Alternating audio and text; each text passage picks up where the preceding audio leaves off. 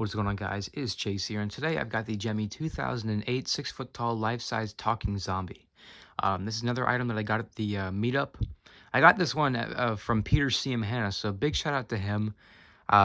He had like 3 of these things, so he was willing to let one go.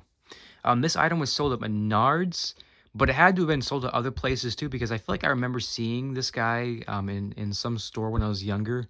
Definitely not in 2008, but some other store. Maybe it was like carryover or something. So it had to have been a party store, but it couldn't have been Menards because we don't have a Menards near us. We have BJ's.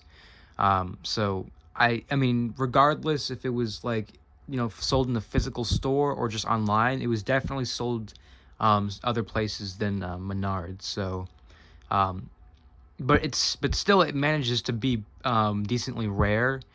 So I'm really glad to own this item, and I didn't just start liking this item. I've kind of always I didn't always want it, but I've always liked it. And I didn't really think I'd get this one, just because either they pop up and they're too much money, or they just don't pop up at all. But I was able to get this one, and it needed some work. One, it took us like an hour to find the head to this thing because um, he had moved stuff around and the head wasn't with the body, so it got shoved behind a bin. But we were able to find it. We found the body and the clothes first, but we were not able to find the actual poles for this thing. So what we did, or he gave me, and he generously gave me this magic power base, because you can see it actually has shoes. Unlike the produced talking zombie, it does not have shoes. It's just a 2 poles that go up. There's no shoes whatsoever. So I definitely think it looks better with shoes. It obviously makes more sense. But this is not just any ordinary magic power base. This is a prototype magic power base. We aren't sure what prototype this base went to, because it just came with the base. There was nothing on it. But he wasn't going to use it, so he let me take it home and use it on Talking Zombies. So I'm really appreciative of that. I paid like $100 for this thing, that's not bad at all, I don't think. But that's probably the max I would have paid on this thing. And I have a very specific place I'm going to use this. But his arms are posable. His eyes light up, and he doesn't talk. I don't know why it says talking zombie. I don't know if it just says out in the box, or that's what people call it, but he most certainly does not talk.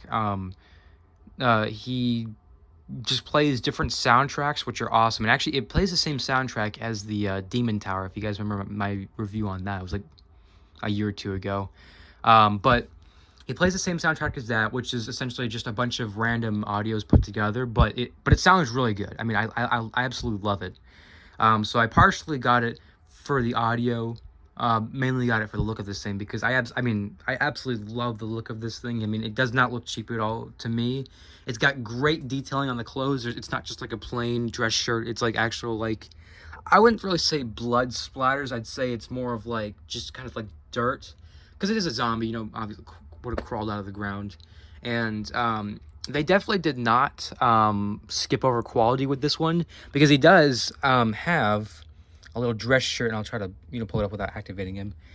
He has his dress shirt does actually come under I don't know, I guess you'd call it a suit. It is stitched right there, but he does have actual like sleeves that go all the way down, so that's really, really cool. Because these aren't just like random patches just stitched to here. No, these are actual holes cut out, and then you can see it through there. So that's really, really cool. And his arms do have, or his hands do have, a decent amount of detailing on them, and they're just regular plastic, and there's only so much detail you can do with plastic, but they did a pretty nice job on that. So he definitely is abnormally tall. I think I made him a little bit taller than he was supposed to be.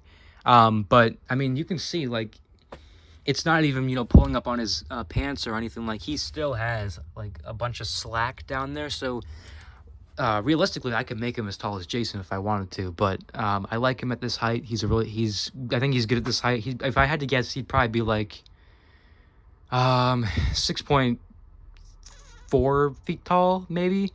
'Cause I think Jason's just above 4 or 6.4, but he's like a little bit smaller. I love the hair that they used on him. You can have it, down if you want to, but I like to have it up and make it messy. But without further ado, I'll go ahead and activate him for you guys.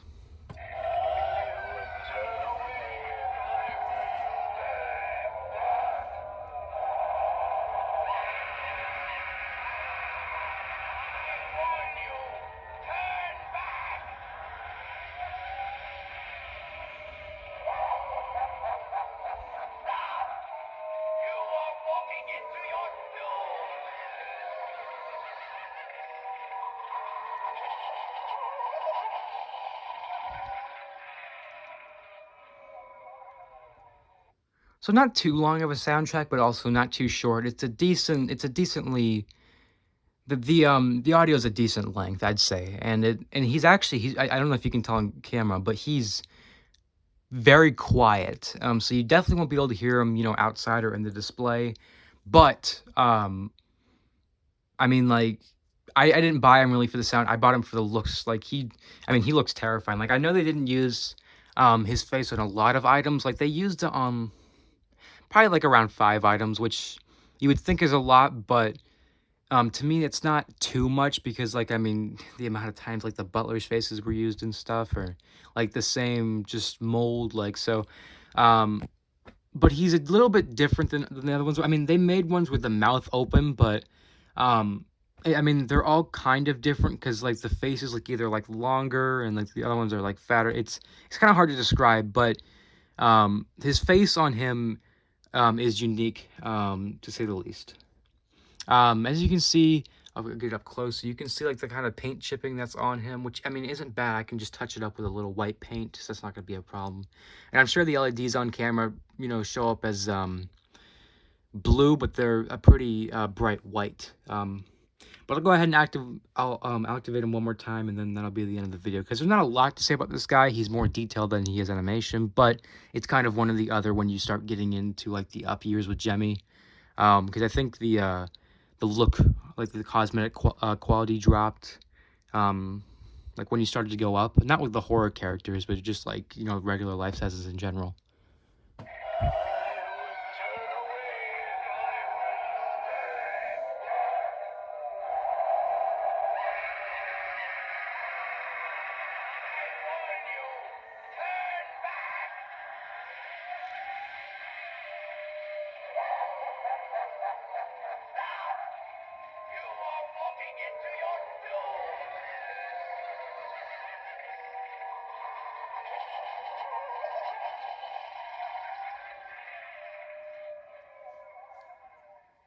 I kind of wish that he like shook, like Quivering Doorman. A lot of the items that had this face, they actually did shake. So I wish he kind of, because I wish that he had some sort of animation. He is battery powered, but you could have still given him animation, I think. But he's definitely fine like this. One more thing I wanted to point out. It's a little weird. I can't really show it because his body shell kind of covers it, but his top half shell. He doesn't really have a body shell, but the top, he has abnormally large staples in his neck. They're not like small like regular life sizes. They're pretty big. They're like staples you'd find out of like just a regular stapler, like that. Not even a staple gun, just like a regular stapler. They're thin but long, so it's a little weird. But I think I've pretty much said everything that there is to say about this guy. If you can find him, I highly recommend him. He's a really, really cool prop. I wouldn't even say he's a space filler. Alone, he's a pretty good prop. I would say he's better inside than outside. He looks more like an inside animatronic, but you can totally use him outside, especially in scenes. I'm going to use him in my graveyard this year. I have a perfect place for him, so you guys will see that when the display comes out. But yeah, that's pretty much it. I really hope you guys enjoyed. This is the Gemmy 2008 life-size talking zombie. I don't have the box to him, or else I'd show it. But yeah, I really hope you guys enjoyed. I'll see you guys again next time.